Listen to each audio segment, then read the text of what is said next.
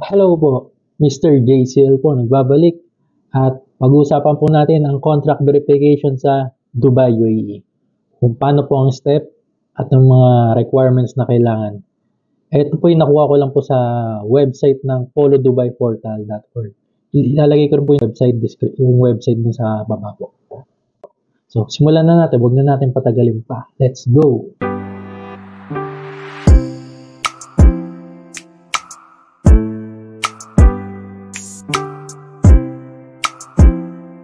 So yun, ang nakasulat po dito ay there are 4 ways to avail of contract verification.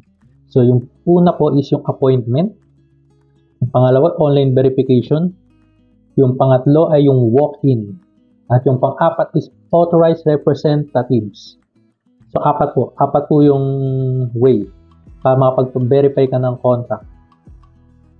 So ito po yung, nakuha ko po yung screenshot ko na lang po siya sa website nila. Ito po yung dito ba? Yan.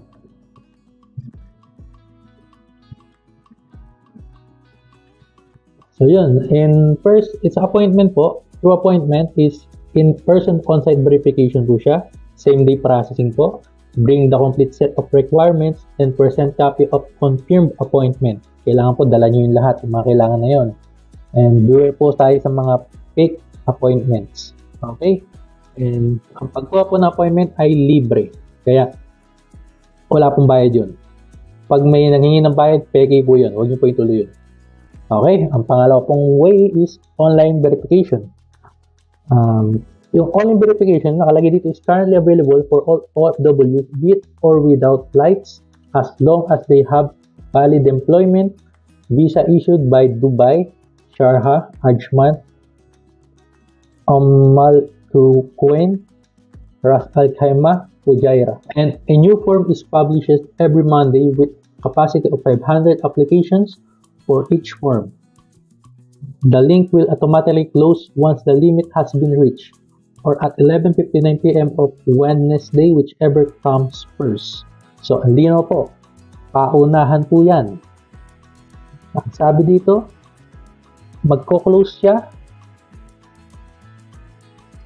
at 11:59 PM po. At 11:59 PM magko-close po siya. So, paunahan po yan. Sabi rin po dito, automatically close po yun once na na-reach na yung total capacity na appointment for that day. So, paunahan po. Okay? So, pag di kayo nakapag-appointment, sa susunod na lang po ulit. Ganun po. Talaga pong paunahan po talaga. Yung pangatlo naman po is through walk-in. Yung walk-in po is 1 working day before your flight. Pwede lang po siya before your flight. Kung importante po na hindi pa po kayo napagpa-verify na inyong kontrata, pag di pa po kayo napagpa-verify ng kontrata, then flight nyo na po kinabukasan, pwede po kayo mag-walk-in. Kaya nga po sabi, 1 working day before your flight. So, kailangan nyo pakita syempre yung ticket nyo doon na talagang magpa-plate kayo. So, kailangan nyo dalhin nyo. Huwag kakalimutan yun. No appointment to. Kasi nga, para siyang emergency kasi bukas flight mo na, di ba? So, kailangan mo lang pakita yung ticket mo na flight mo na talaga bukas. Ito yung walk-in. Same day processing din siya. And sabi nga, bring all the required documents po. Huwag nyo pong kakalimutan yun. Kasi, kung flight nyo na bukas, baka kulang-kulang pa po yung documents nyo. Hindi po talaga kayo mapaprocess kahit na pakita nyo yung ticket nyo. So, yung mga kailangan dokumento, dalhin nyo po lahat. Yun po. Okay po. And yung pang-apat po is authorized representative. Ayan. Authorized representative po. So, sa mga OFW po, nakalagay po dito is for OFWs who were not able to avail contract verification prior to their vacation to the Philippines. Ayun. Yung mga nag-flight na hindi pa napagpa-verify ng contract. So, may chance pa kayo makapagpa-verify. Kasi nga po, hindi kayo makakuha kung nag-change company kayo or change employer, hindi kayo makakuha ng OA sa Pilipinas kung nag-change kayo. Hindi kayo may issuean. So, kaya kailangan nyo pa rin ipa-verify dyan kahit nasa Pilipinas na kayo. Kaso, kailangan nyo ng authorized representative. So, yun. Kailangan magdala ng authorization letter and a copy of his or her ID along with complete set of requirements and copy of your ticket. So, malinaw po. Yun po yung mga kailangan. So, at yan po yung 4 na paraan para makapagpa-verify ka. So, ngayon, ang pag-uusapan naman po natin ay ang mga requirements. Mga requirements pa magpapa-verify ka. So, ito po ay kinuha ko lang rin po sa site nila. Ito po.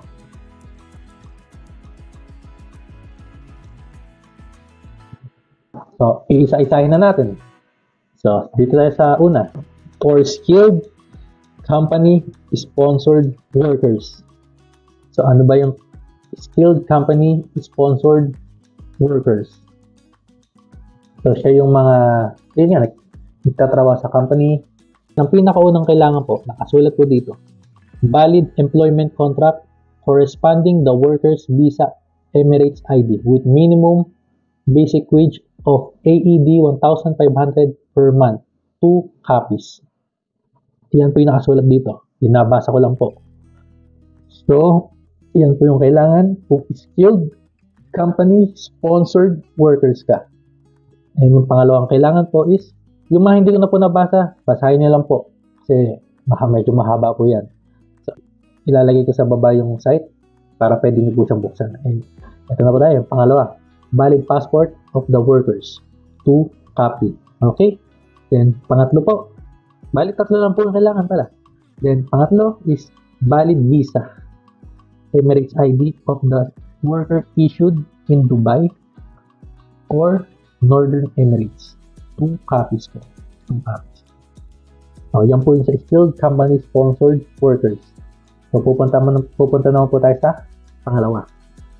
Ito na po sa mga domestic workers, sa ating mga masisipag na mga domestic workers, masisipag na mga kababayan natin.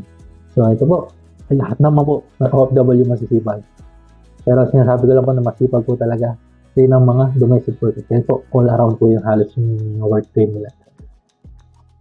So, ang pinakaunang requirement sa domestic workers contract verification ay UAE Domestic Labor Contract, POA Standard Employment Contract with minimum basic wage of AED 1,500 per month. Okay? Duly signed by the employer and the worker. 2 copies. And pangalawang kailangan po, addendum to the employment contract, 2 copies. Pangatlo, valid passport of the worker, 2 copies po ang kailangan. Valid visa or Emirates ID of the worker issued in Dubai, Northern Emirates, 2 copies po. So, ito po ang kailangan. At hindi ko na po nabasa, basahin nyo na lang po. And you can visit naman po yung sa kanilang website. And ito po yung pangatlo, ay sa mga CBs category workers. So, ang pinakauna pong kailangan is valid employment contract corresponding the worker's visa Emirates ID with minimum basic wage of AED 1,500 per month. 2 copies po. And yung pangalawang kailangan, valid passport of worker, 2 copies rin po.